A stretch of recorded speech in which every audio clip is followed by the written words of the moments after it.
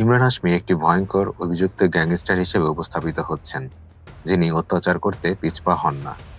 পাউন কল্যাণ এর চরিত্রে অজাজ গম্ভীরা একটি বড় আকাঙ্ক্ষার প্রতিধ্বনি, যা পুরনো অবস্থান ফিরে পেতে সচেষ্ট এবং যিনি এই ধরনের বদলা নিতে ফিরছেন।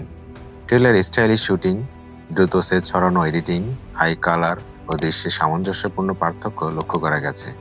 শান্ত ও আড়ম্বর ভার্সেস হিংস্রতা।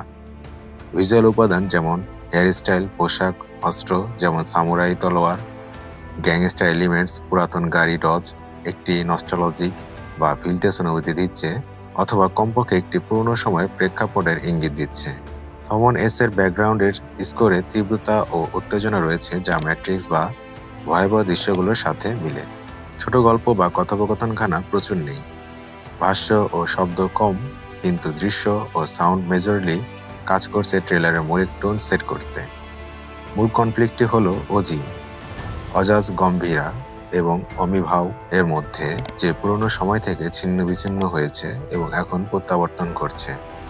দোষ, পথ, ক্ষমতা, প্রতিদ্বন্দ্বিতা, ভিন্ন দৃষ্টিভঙ্গির সংঘর্ষ। ভার্সেস অমি, এইটুকুর মধ্যেই উত্তেজনা তৈরি হয়েছে।